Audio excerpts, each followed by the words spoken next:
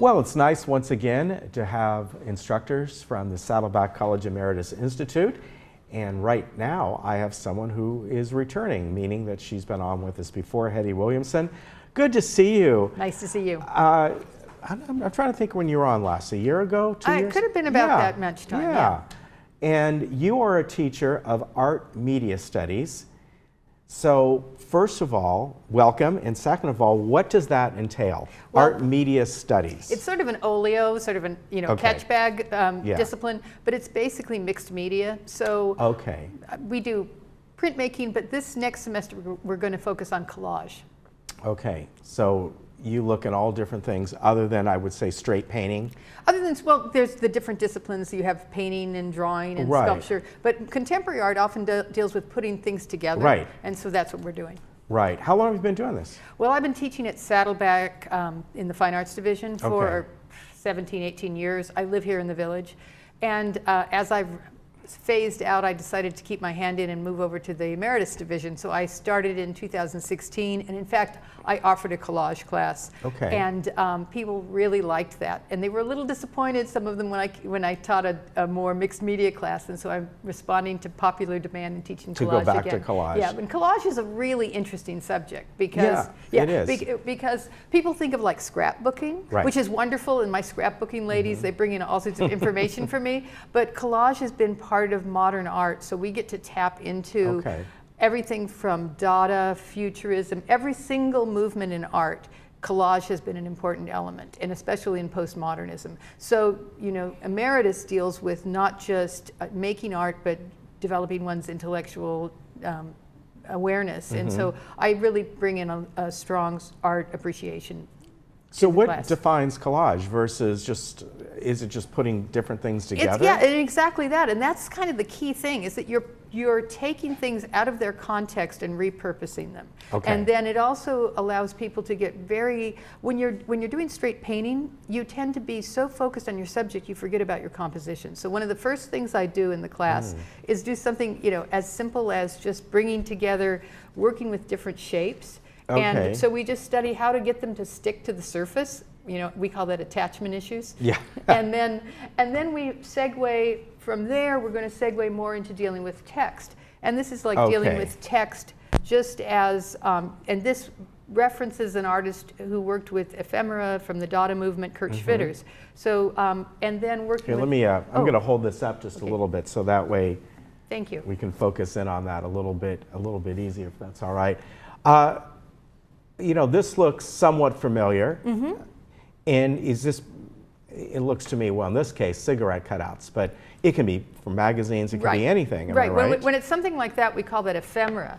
This one is working from something that the surrealists did, and that a friend of mine who's in the exhibits at the Sawdust Festival with me does, where she takes a poem out of random words, and that's something that goes back to the surrealists. So you, once again, just like with collage, you're taking something out of its context. Here you're taking words and you're taking them out of their context.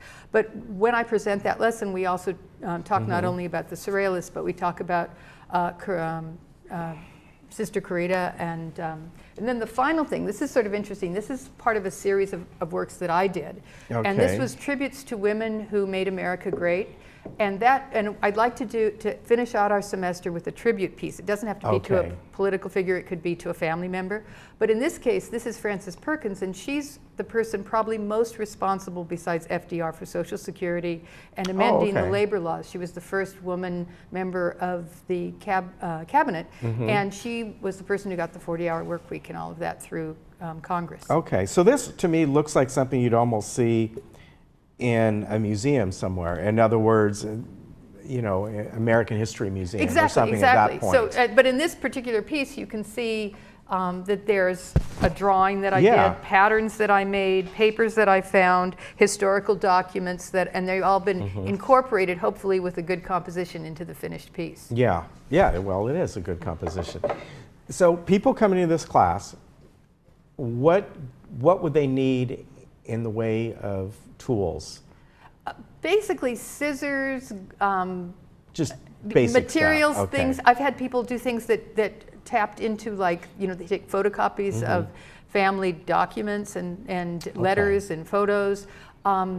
But it can be as complex or as simple as you want to make it, really. And it shouldn't be off-putting, because people come in, like I have a librarian right now. She's never taken an art class. She's loving it. She's doing beautiful work.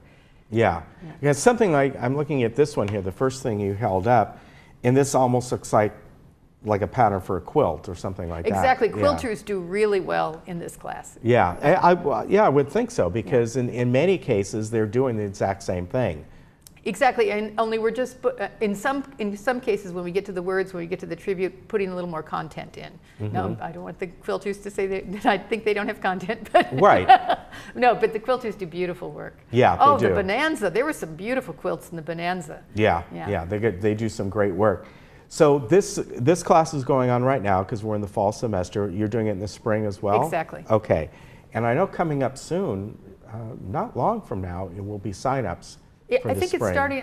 I'm not clear on that end of it, but I know some of my returning students are already signing up. Yeah, so you get on that, because these classes fill up quickly.